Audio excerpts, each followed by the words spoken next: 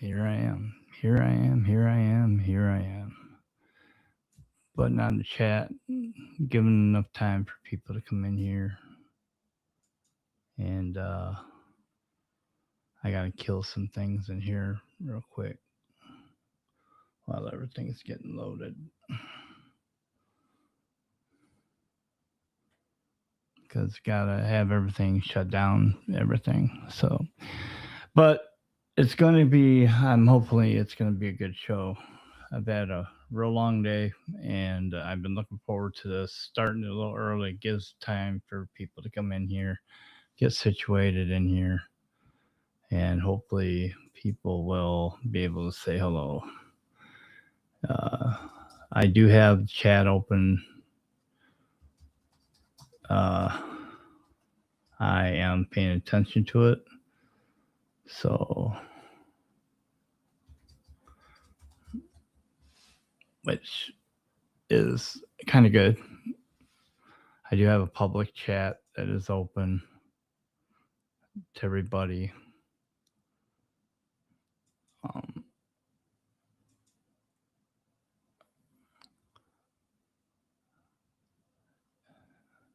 it might take me some time to answer, and if it does, I do apologize. It's hard to keep track of everybody. Okay, let's see. All right, there we go. Now we're getting out there. So today, so lots happened with me in the last 4 months. Actually, a lot. I've been blessed a lot. Uh, it's kind of like coming to the end of a lot of things that have happened with me over a long period of time. And uh, my faith in God has brought me to a point where I've talked to a lot of people about the events that led up to where I'm at right now in my life. And so if I get off track here, it's only because it's part of the story. So if anybody knows me, I do get rambling sometimes. So it's only because my mind gets all over the place. So I in October, right around October 15th, I went in and had surgery on my left arm. I had severe neuropathy that was due to COVID in 2020 when I got COVID, and it was in pretty bad shape. My arm was uh, very, very painful, and had absolutely no dexterity and no feeling in my fingertips, hardly at all. Couldn't play guitar anymore. Uh, um, could barely hold on to any nut screws or anything. And now it's I can do some of that stuff, and I'm able to touch a guitar again. But as far as dexterity and stuff like that goes, I don't know if I'll ever get that back. But over time, I'm pretty sure I will. Strength wise, it's gonna again, and it'll probably come back over time. The neuropathy part, however, is very painful, and I don't think that's gonna go away anytime soon either. So, was the operation a success? Some parts, yes, and other parts, I believe not. Um, but again, with everything, it takes time to heal. 61 years old, but I'm sure that I got a lot of healing ahead of me yet. So, anyway, so the right leg stimulator. So, right after I had operation on my left hand, I had uh, the stimulate or I had the operation on a Monday on this my left hand, and then on that Friday I had a temporary stimulator put in my spinal, 2 leads put in my spinal cord. And the way they do it is they put these 2 wires that have all these like little pads, and they put right up in your spinal cord. Dangest thing in the world. I just blows my mind how they're able to do this, but they do. You think, man, they're gonna paralyze me for sure, but they don't. They know what they're doing. So they put it up there, and I had to wear this belt around me, and it was the most uncomfortable thing. I mean, I had this big old thing in the middle of my back, and what it was make sure that those leads don't come out. And they had this uh, pack that had the stimulator, and it was just very uncomfortable. But what the trial was supposed to do is to find out if the stimulator was going to help with your um, with that, and it did. It really did. It helped with the pain, and the 8 days. I think I had it in for 8 days. It did. It helped. So I thought for sure that we were going to have some success there. So I had to have it removed on the 8th. And then I had a 2 week period where I waited for to get my surgery date, which went pretty quick. And I was able to get that. So I was able to get that scheduled in. And then I had the permanent stimulator put in my spine. And again, but the only difference they told me coming into what's different from the permanent to the uh from the temporary was that the permanent one I would have to get adjustments throughout, you know, the first year and stuff like that. So, and that has been true. I've had 3 adjustments since I got the stimulator put in. You're supposed to be very careful. Can't do any lifting. Can't do any bending over. You have to be extremely careful the first couple weeks, at least for the first 4 to 6 weeks after surgery. So, of course, me being me, first day or next day I got out of surgery, I had to run to the store, and it was during that blizzard, that snowstorm, and wind caught the door of the van and slammed the door right into the incision part. I was okay, but I told everybody that story, and then a couple days later, I fell flat on my butt, and I thought for sure I lodged those wires, and they checked it out, and everything was fine. So, but neither here or there. It was it was quite the ordeal, but all through that, when what brings me up where I'm at today is that um, I'm going back to work Monday, finally, and that's pretty cool. So, how did I get to here? Well,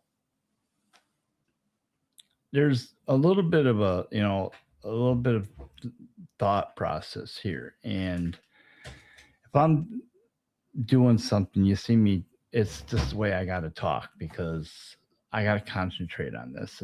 This story is very good story, and I want everybody who's listening to understand that it's this story is going to be long, and if you're going to be in for this, you better you'll be able to stop and go if you want to listen to the recording. I believe that that's going to be the best way to listen to this, and to because this is going to be the first time where I'm able to concentrate a little bit better. Like I have friends I've told it to, but this time it's a little bit more detailed, and it's not in order.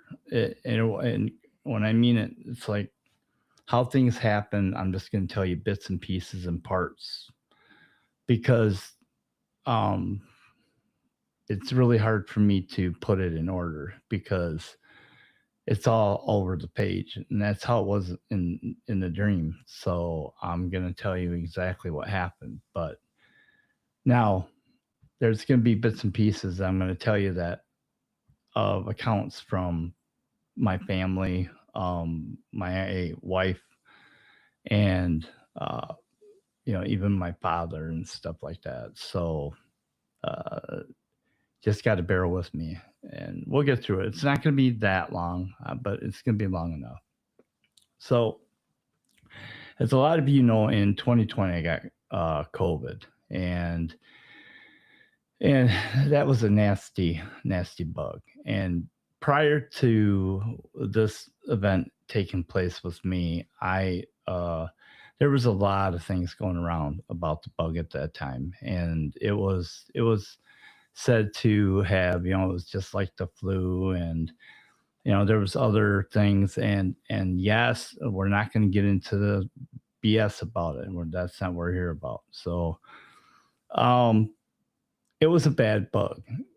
And even myself, I knew people who were getting it, and it was like kind of like, oh, it was kind of, they lost their taste, and they got a headache and things like that, but never heard anybody get like really nasty, at least no one around me.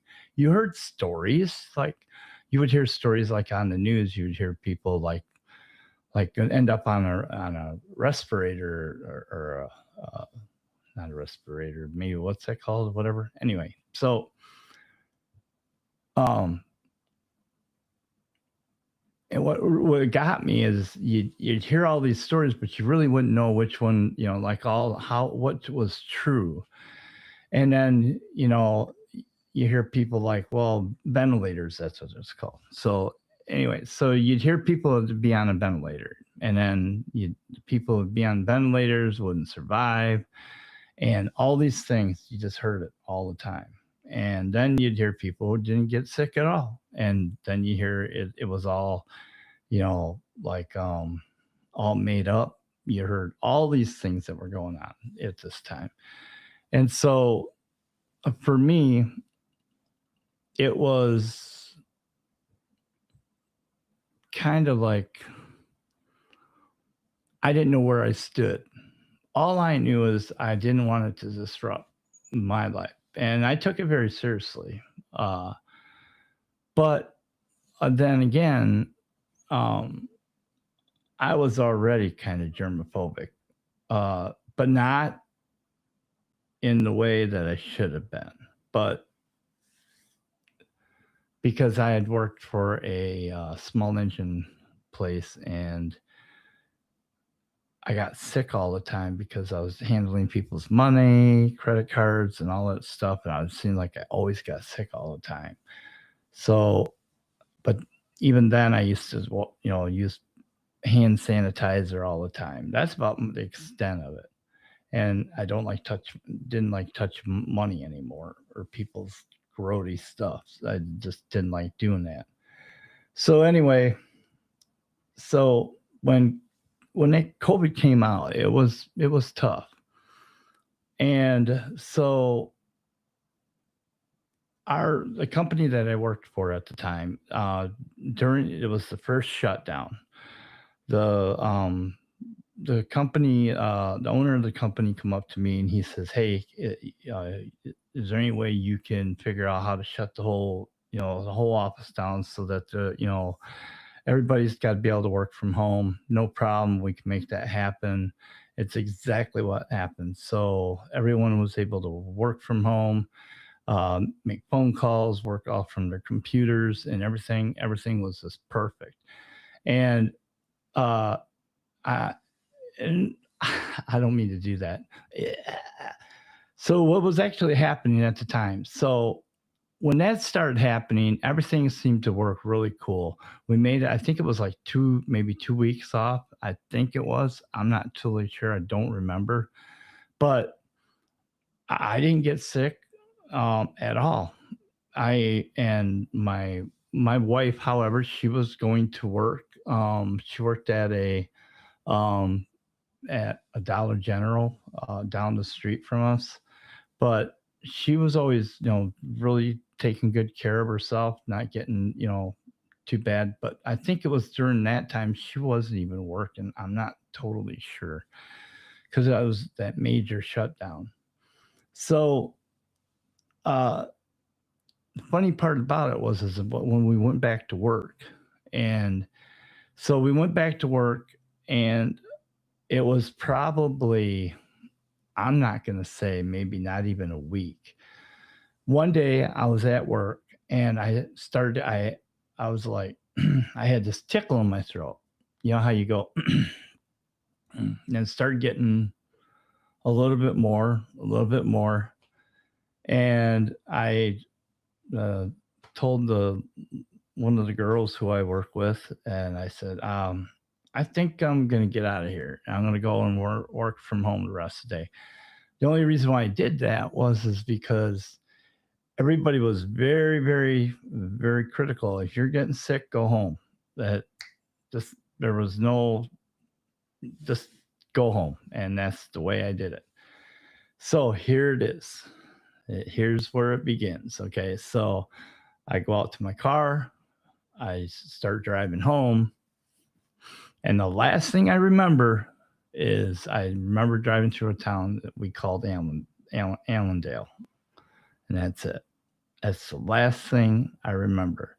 And the next thing I remember is waking up, walking in a parking lot of a gas station. All right. Try to figure that one out. And I was confused. I didn't know what to think. I was kind of like, I, I couldn't figure out why I was where I was at. All right. You ever have you ever have one of those moments where you just feel like, wait a minute, wasn't I just driving? And then you just kind of just dismiss it right away. Like, and I was looking for the car, and it's like, I couldn't figure it out, and it's like time was moving, but it went from being fall time to being like summer time, you know, like it felt like that. It was still fall, but the one thing I noticed, the first thing I noticed was I was barefoot. I didn't have I didn't have any shoes on, and I couldn't figure that out. And it's like I was really confused. Now, pay attention to this because this stuff is going to make a lot of sense further on down the road. So I didn't know what to think. And I'm kind of walking around, and I'm kind of like in a daze, and so how in the world did I get here? And I couldn't figure it out for the life of me. But I still had that thought of leaving work. Like, and I'm thinking that confusion, that it was just this huge, huge confusion. And all of a sudden, like, I looked up, and I noticed, like, that's the first time I noticed it was like dark. It was like dark out. It was um kind of like later in the evening time. And that's when I just was like completely just totally like really confused then. And I just didn't know how it was. The reason why I'm lingering on this is because that's what it felt like. I just want you to get that feeling of confusion. So I'm going to move fast now. So eventually what happened was a police officer, it was like sheriff's department pulls up, and there was two officers in the car. They asked me who I am. They end up taking me to a detention center, it was like a detention center, and I end up staying there for like what seemed like hours, and it was. And they ended up like running some tests on me, and they ended up saying that I was contaminated, and they did some other things to me, and they ended up calling my son. And so my son, which to this day, he'll tell you he denies it, but I to this day it felt so real that he came and picked me up, and then I went, and there's some things that they did, and we went back to his house. I ended up spending the night, and he drove me home in the morning, right? And I'm thinking, and when I got home, my wife wasn't there, and I walked in the house. There's my dogs, Coda and Winston, and I looked, and lo and behold, there's my car. My car is there. Like, how did I get up? How in the world did I get up north? My son didn't even know how I got up north. And like I said, I'm going pretty quick. There's a lot of dialogue in between all this. Believe me. One of my friends knows a lot of it though.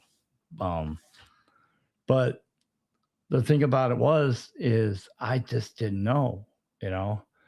And then so jump ahead some time here, and Robbie took off, and I'm sitting in the house. I'm walking around. I think I went and got a glass of milk, and I went in the bedroom and laid on the bed, and the boys laid on the bed with me, and I took a nap.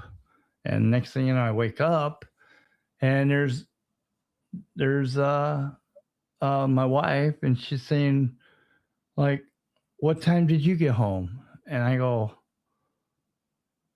just a couple hours ago. Where you been? And she goes, was at work. And I go, okay. Where was I? How did I get up there? And she goes, where were you? And then I go, well, I was, Robbie gave me a ride home. And she goes, she goes, everybody was looking for you. And I'm like, what? What? And what it turned out. So here's the story. Apparently, I'd been missing for like 3 to 4 days.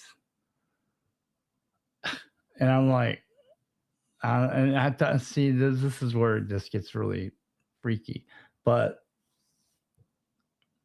I'd been missing for 3 to 4 days, and I thought, to this day, I still think it just feels like they were just messing with me, And so I said to her, I go, come on, man, quit doing that. And she just, yeah, you're, where were you? And I go, I'm telling you, I was coming home from work.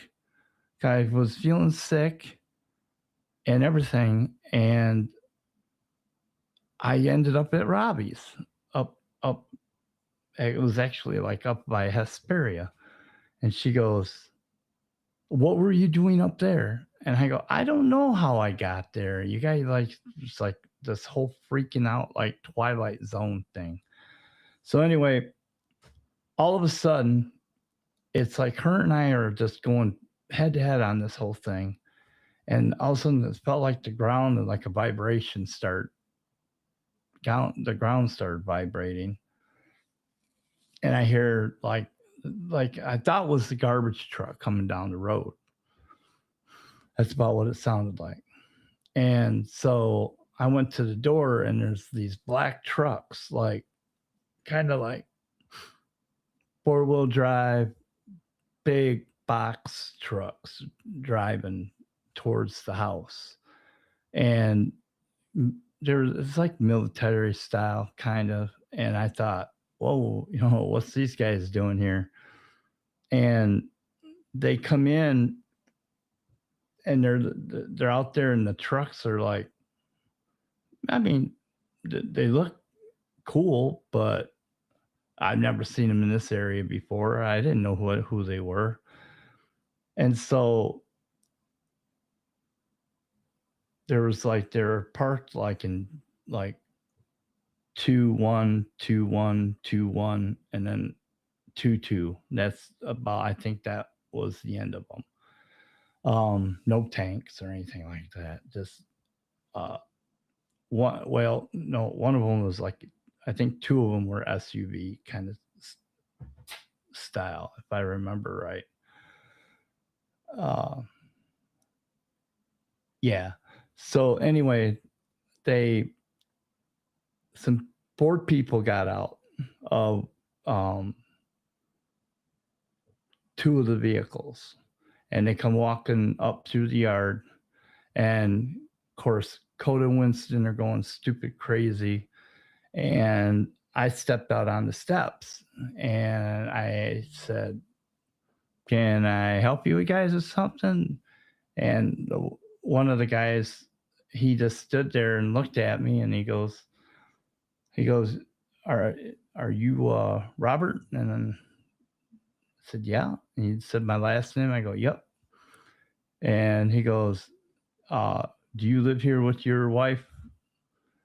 Said her name, and I said, "Yep." He goes, "You got two dogs?" Said their names, and I go, "Yep." He goes, "You work?" And he went through this whole list, said who my dad was, my sisters, all the stuff. Even said one, like two or three of my friends, where I worked at. Like, I think I already said that. Anyway, so I'm like, okay. And he goes, I go, "What's this about?" And then a woman was ask, asking for my wife. And I said, "She's in the house. May we speak to her?" And I was like, "No, you may not. Who are you people?" And they weren't really, to be honest with you, they weren't threatening at all. I mean, they were just their outfits for like, I mean, the trucks were black, but there was like these emblems on the band, and I, to just I that's why I kind of wanted, like, I wouldn't mind being hypnotized to see if possibly I could figure out what those emblems were. It'd be really cool because I can see them, but I can't describe them. That's the only thing. But now remember, this is a dream. Okay. Well, I'll explain it here in a second. All right. So at this point, okay, I'm thinking to myself, who in the heck are these people in my mind? And my mind's going a zillion miles an hour, like I've never seen before in my life. And I'm starting to get scared. I'm thinking, like, these people must be like the FBI or something. What did I do? And I'm trying to think of things in my past that I did, something I didn't know what was going on. So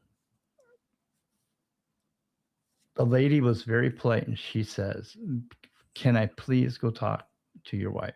And I said, "Okay, fine." So I stepped back. She went inside the door, and she went in, and I heard her say, you know, called out my wife's name.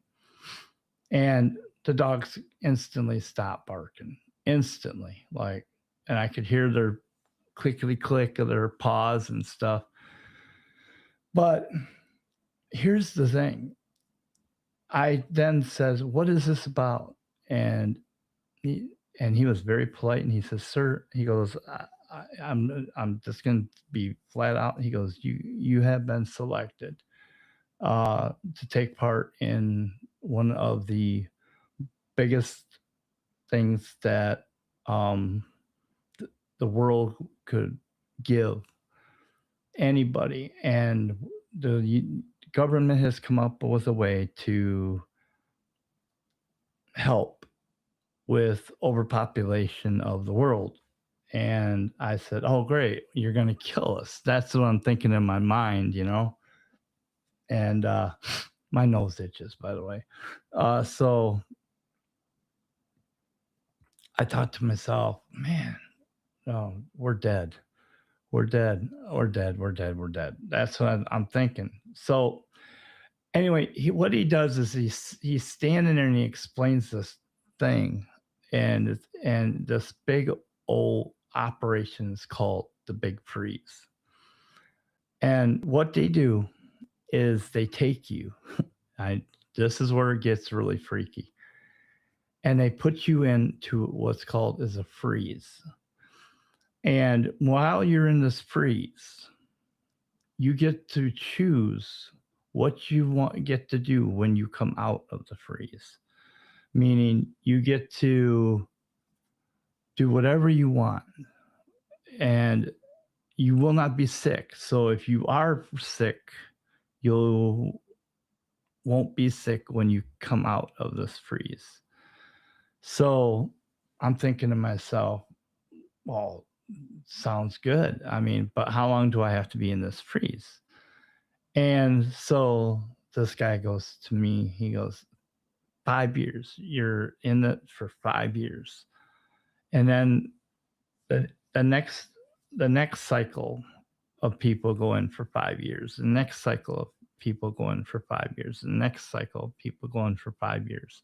And the cycle continues to go and go and go until basically it's kind of like what I found out earlier down the road after this. It's almost like what they do is it ends up cleansing the world of all the evil, of all the sickness and everything else in the world. And I was like, okay. But anyway, I don't want to get that far ahead, but I think I spoiled it already. But so I'm sitting there, this guy is like telling me this, and that's not my mind going. I'm thinking, this is scary. And I said, well, do we have a choice? And he goes, unfortunately, no, you don't have a choice. And I'm thinking, okay, I guess. But what about my house? What about my dogs? And he goes, your house, you don't need to worry about that no more. You don't need to worry about your house. When you, in 5 years, you will be given a house, you'll be given transportation, you'll be given a new life. You won't have to worry about none of this stuff. And none of this here matters. None of it matters. And I'm like, okay. Like, what about clothes? You mean clothes? Everything? Everything? And he says, everything. You don't, nothing here matters anymore. And in my mind, I can still, the funny part about it is I can still remember that thought in my mind where none of this makes sense. It's like I'm supposed to walk away from everything, like everything in your house. Try to imagine getting up and walking out that door and leaving everything behind. And I mean, not even taking your phone, just being gone. Try to think of that. So the funny part about it is I'm sitting there, that thought process in my head going, holy crap, man. I'm about to walk away from everything. And then I go, wait a minute, what about my dogs? And he just looks at me with this look on his face. He goes, this is gonna sting. And that's exactly what he said. I remember that. We're gonna have to destroy your dogs. And I said, no way, you're not killing my dogs. And he said, hold up, hold up, hold up. What we're gonna do is we're gonna extract the DNA from your dogs. And in 5 years, we will make sure that your dogs are with you. Now, I know that part of it sounds really weird, but later on you'll understand what it meant. Okay. We might not even ever get to that part. So just so you know that the boys end up with me in the end too. So anyway, because there's just too much of it. Way too much of it. Just so you know, okay. So anyway, let's just push forward. So needless to say, we end up at this facility, all right? And they're flying us by helicopters, and they have me and my wife in a container. and she's on one side of the container, I'm on the other side of the container, and we're flying.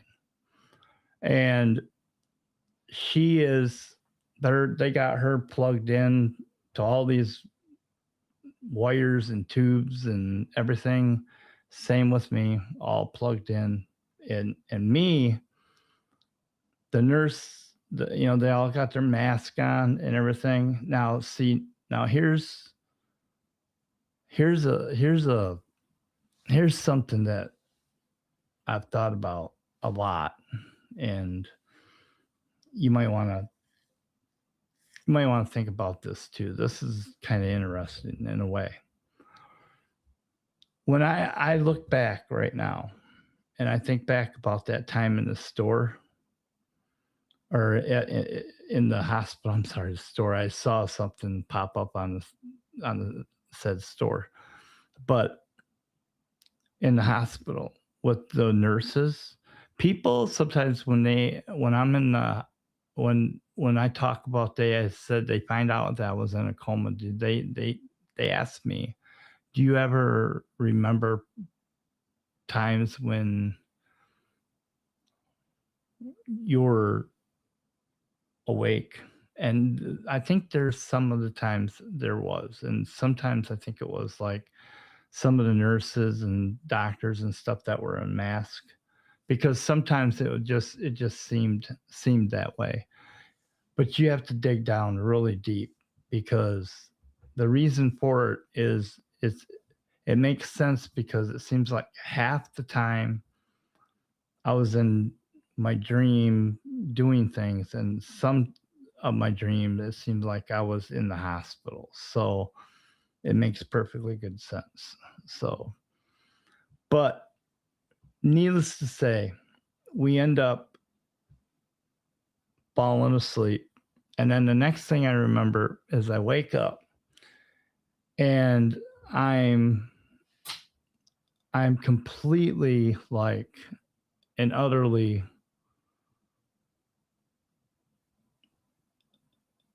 not even the word I don't even know how to explain it. It's like waking up and there's these people around you. They're all around you. All these people around you saying, Robert, are you okay? Everything's fine. Just take deep breaths, Robert. It's like, oh, you made it. Everything's gonna be fine. And I'm like, where's my wife? Where's my wife? She woke up. She's good. She's right over here. She's recovering great. You guys made it, and blah blah blah.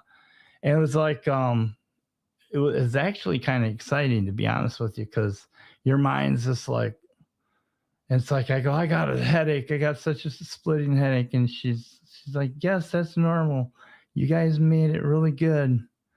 And then it's like then I remember like falling back asleep, and they're like trying to shake me to wake me up. No, don't fall asleep. Try to stay awake. And I'm thinking to myself, wow, man, I can't believe I made it. Is everything still attached? I remember saying something about, is everything still attached? And yep, everything's fine. And then one of the nurses says, you're in like a quadrant 6, and your wife is in quadrant 2. And I'm like, what does that mean? And it's like, and here again, you're in a different galaxy. Like, we were in different galaxies. And I'm like, now I'm gonna tell you something. It This story never used to be this way, because the only reason why it got added to it, because that was the first time I found out that why my wife went to a different area than I did, because the new area that we went to, which I'm getting to right now, because see, when I woke up in one galaxy, and my wife woke up in a different area of the galaxy. So I'll get to that in a minute, okay?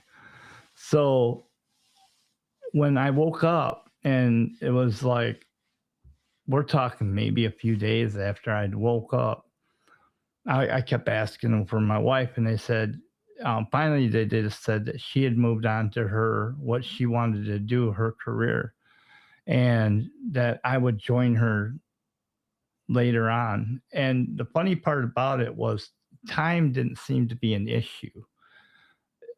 There never, it's like time didn't exist at all, to be honest,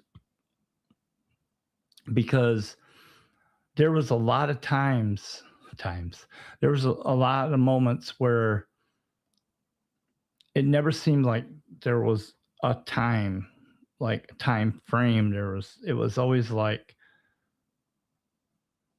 not even like days and night. Well, there was days and nights because there was darkness and day. So, but it was just really weird how everything worked. So, but I do know that, like, the next big thing that happened is I was in a pickup truck with this one woman, and I believe her name was Caitlin, and Caitlin was driving me out to a farm out outskirts of some city, and she was asking me questions like how I felt and everything, and I was fine. And then we were coming down this one road, and then we parked, and she introduced me to this coordinator of some kind. And I guess what it turned out to be, she's the type of the person who receives new incomers, people who are incoming. And she asked me a question. She says, Have you figured out what you want to do with you have like 90-day period where you get to figure out what you want to do with your career?" And I said to her, "Yeah." I said, "What I would like to do is I'd like to train dogs for the military, or not the military, for the police." And she goes, "Well, we don't have any openings for the police, but because of your background, we would like to, um, yeah, and okay, let me get this. I got to get this right. Because of your background, that you grew up and um, around animals and stuff like that, how would you feel if you were to train in um, our task force?" And I said, Okay, that's fine," because I thought task force was the police. I thought that had something to do with it or whatever. So anyway, so she goes, "Okay, so that would be fine." So she goes, "We'll get you signed up, blah blah blah." Again, there was no time, but the next thing I know, I'm being shipped off to go to this facility to train, and I got to meet my dogs. I got to meet, and guess what? I named my dogs. You never guessed. So I named both my dogs Winston and Coda. Yep. And in my mind, somehow embedded in my mind, that I thought those dogs were both Coda and Winston. But later on, I wish I could tell you the whole entire dream. It would be so cool. I wish I'd had the time to do it. But anyway, so as the story continues, this saga continues. I want to, like, now I want to go back. So I want to go back, and I want to tell the story what other people were seeing. So on my way home from work. So apparently, when I got home from work, I had told my wife I wasn't feeling well. She um, also wasn't feeling well. She was actually sick. And me, myself, I was, um, I'm sorry, someone's being funny. Um, I was, um, I was feeling worse, actually, by the time I did get home, she said. And she goes that I went right to bed.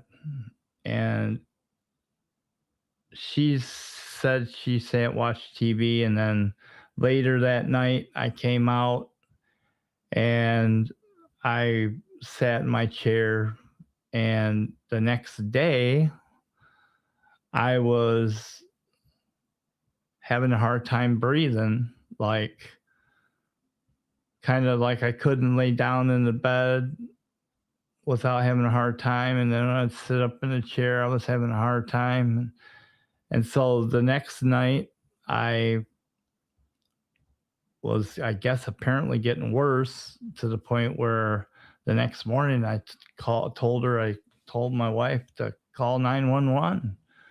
And apparently I went in the hospital and went into ICU right away. And they ended up putting me into an induced coma. Um, had some issues, put me on a ventilator. Uh, I was in a coma for quite a while, and I spent, just so you know, I spent uh,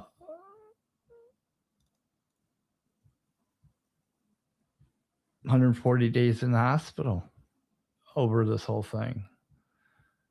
So, um, but to be like out of it from October 2nd, almost 8.5 weeks in a dream world, um,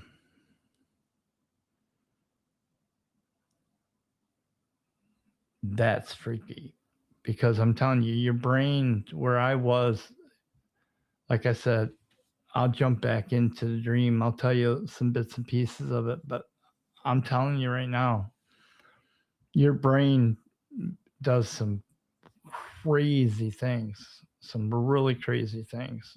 I mean, you can go on some wild trips. And I think it's, what I think is kind of cool, in my opinion, is the chemicals that must be, I mean, the chemicals they use to put you into an induced coma, I get it, but it's the chemicals that our brain uses to make us dream like we do. So, but I have a different theory here, and I want to get into this because I want to talk about some parts of my dream now that I want to get away from this part. So there's this part in the dream that when I graduated from training, I found out that we weren't just a task force for taking people out. We were a task force for basically going out and trying to bring people in. And it had to do with, I'm just gonna this is where I'm gonna skip like a lot because there's so much detail in this. So it has to do with,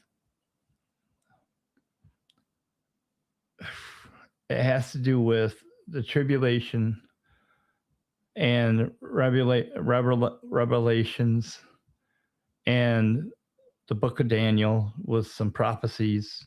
It has to do with a lot of darkness. It has to do with a lot of much evil that you've never seen before in your life. And that's why it's really important, because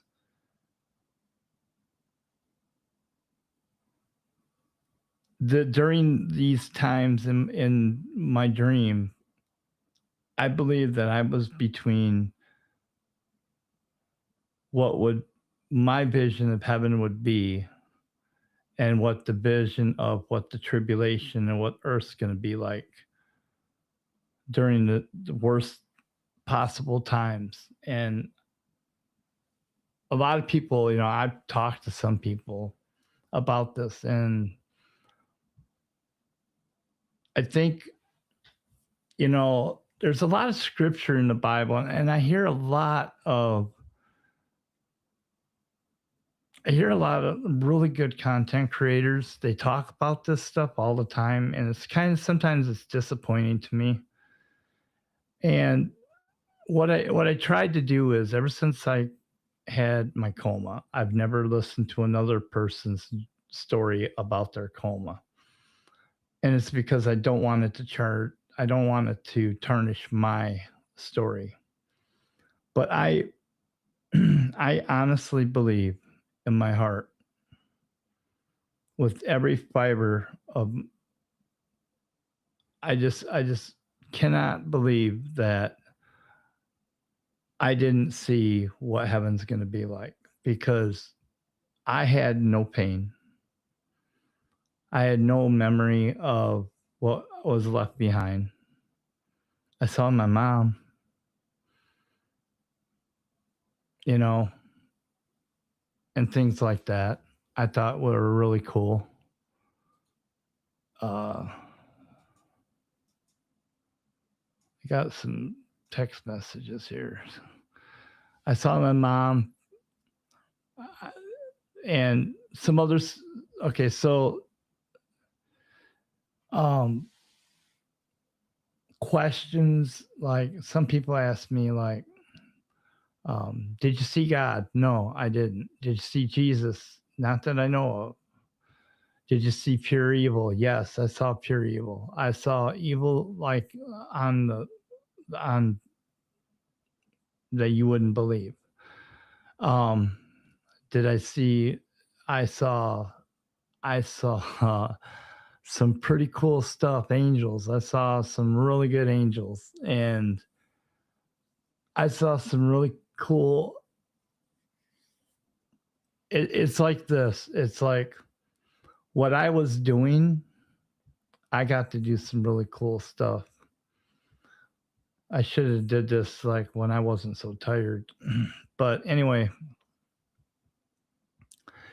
so my job was to bring people like go out and find people who were good people who fell short, and people who were kind of like you know those those bad little boys and girls who got kind of off track and they're kind of running and they don't know what to do. They're just confused and stuff like that.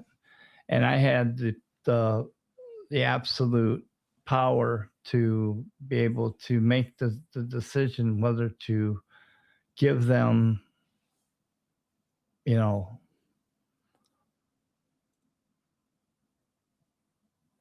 basically they're so far close to the edge that let me put it this way, everybody was already taken in.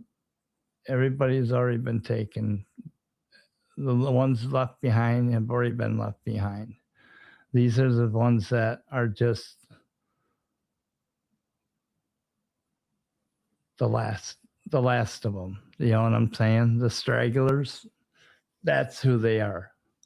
And there's gonna be some that are just gonna be so stubborn, but and it's gonna be up to me to decide.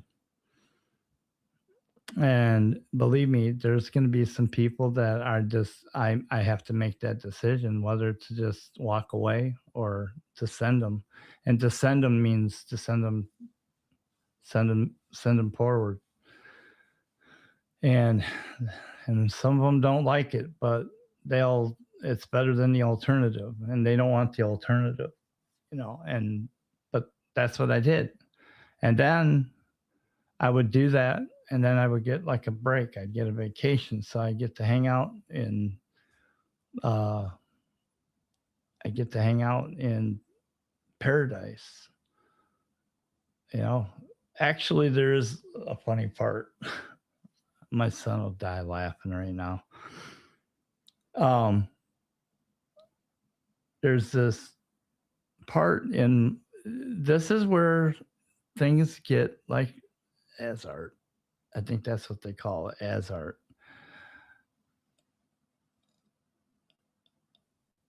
My son is a big like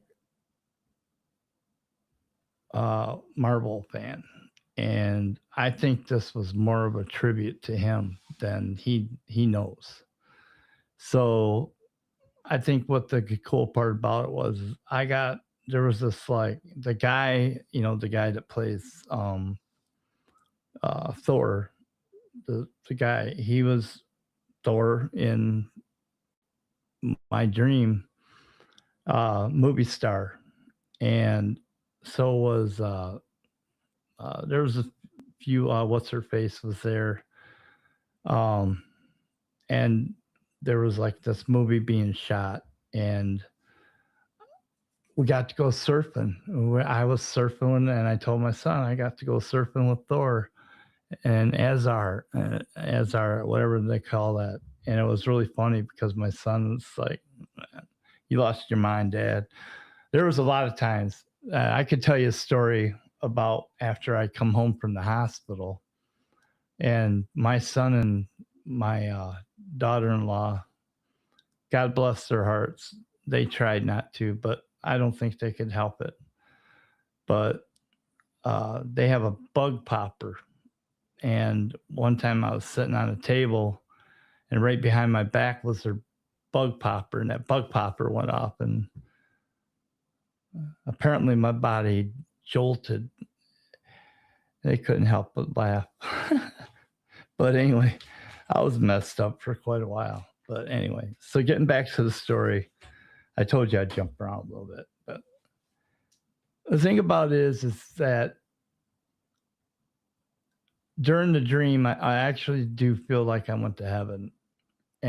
But it's like my daughter told me, I was pretty close to death quite a few times.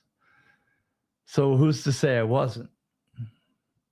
But the evil I saw, I'm telling you, people, you don't want to be here during that time. You don't want to be here. You don't even want to take that chance because it's going to be horrific. It's I I really hope that my children are listening. I really hope that my grandchildren listen because this world is not going to get better, and it's not going to get any better. It's going to get much worse. And that's the sad part about it. It's really sad. But, you know, I think through it all of us, you know, this dream opened up my eyes a lot. You know, it almost took me out. During my comas, during my stay in the hospital, the day I went to the hospital, God gifted me my grandson, Jackson. My son called me up. Apparently, I don't remember it, but he called me up and said, "Dad, you're going to be a grandpa." And and I guess maybe he told me I was a grandpa. And I said, "Son, I'm on my way to the hospital in the ambulance. I have COVID," or something like that. My son could tell the story. And then December 23rd, my daughter had a baby, boy, John Cecil. And I was so blessed to have two grandbabies to survive COVID. So that's why I'm giving God everything in my life, every little bit. And that's why I'm going to continue to do. You know, a lot of people don't get those second chances. But boy, did he open up my mind and did he give me the greatest gift of all. Whatever he tells me to do, I'm going to do it, no matter how long it takes. I've got some really good friends. I've got some really good support group. I've got some really good people who I work with.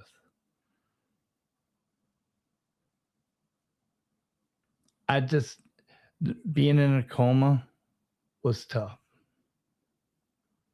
but being in that coma also opened up my eyes and opened up a lot in my soul. You know, I remember the day I was baptized. When I went underneath that water, I couldn't get underneath that water fast enough. It's like my dead soul. I needed to die. I wanted to die. I wanted to die so bad. I wanted my old soul just to perish. I don't think they, sometimes I wonder if they kept me under that water long enough. I really do. I just, there's sometimes I feel like going and renting a church for an afternoon, having them baptize me every hour on the hour, or every whatever you want. Just put me underneath the water at the strike and do it for every hour for 12 hours. You know, just hold me under. No, I wouldn't. Don't want to die, but you know what I'm saying. I'm just so tired right now. I'm delirious. I got to get out of here. So you guys have a good night, and I hope you enjoyed the story. And I am writing a book. uh, some questions here. I should answer some of these questions, guys. Um, what did it feel like? It felt like a dream. I said that. It's kind of like being in a dream and not being able to wake up. I remember people and nurses and stuff like that. Yep.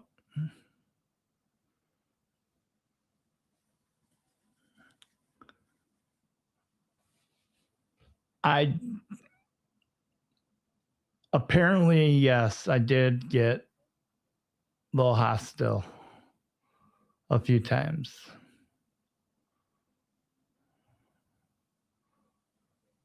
Yep. She made me mad. 100 and 110 pounds.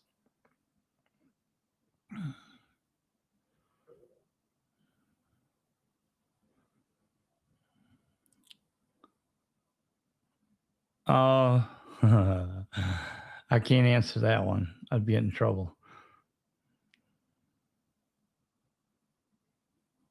The the neuropathy in my right leg, it's kind of like it feels like a bunch of needles. Feels like raw skin.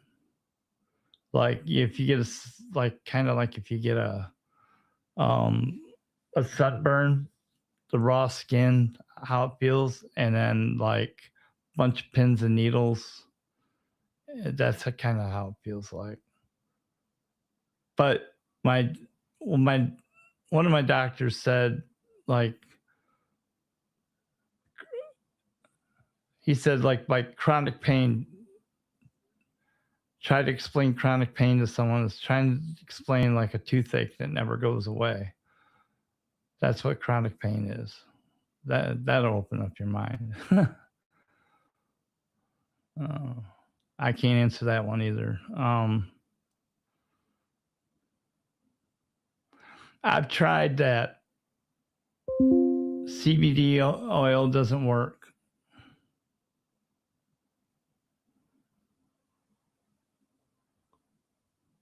I've tried that too.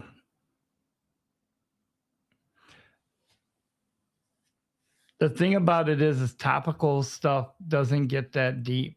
Some of it might help on some areas, but not when it's like inside your bone and stuff like that.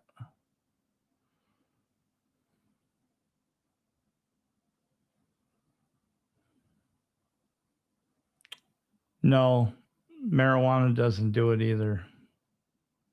I don't smoke pot.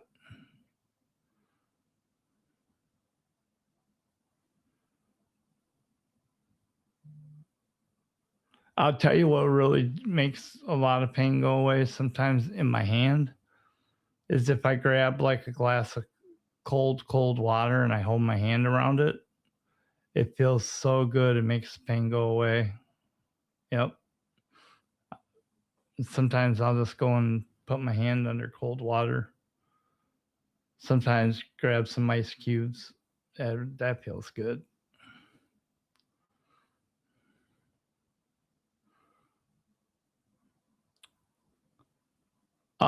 Yeah, I gotta watch my feet real careful because I've tore off my toenails a couple times. Just clean the wounds, keep them from getting infected.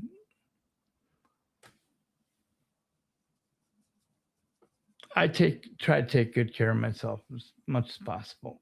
I just have 2 dogs I want to beat up right now because they're driving me insane. And speaking of which, someone asked me how Coda and Winston are doing. They're doing really well. They're been naughty lately. They've been tearing up my house. They're having tear up Dad's house parties. A veterinarian told me that my dogs have been like shredding papers and cardboard boxes, and Coda decided to shred 12 rolls of toilet paper. Yep. So, all right, one last question here. She wants to know. Okay, so Teresa is her name. She wants to know if being in a coma has changed your life. Yeah, is being in a coma changed your life, and has it changed the life of your family? Okay, it's changed my life, but my family didn't. My family didn't care one way or the other. My kids, yes, my kids didn't like seeing their dad go through it. My family, no. But I do want to mention something about my dad, though. My mom passed away before my coma. So my dad now, on the other hand, I found out some things my dad told me. My dad told me, and there are some things that happened that I will never forgive. Well, no, I can't say I forgive him, but I'm very, very ashamed at my family for, and I'm ashamed at my wife for what they did to my father. When I ended up in the hospital, they know what they did, and very ashamed of it because that was not up to them to do what they did. So we'll leave it at that. Yeah. But anyway, that's it with that. You guys have a wonderful evening. Thank you for watching.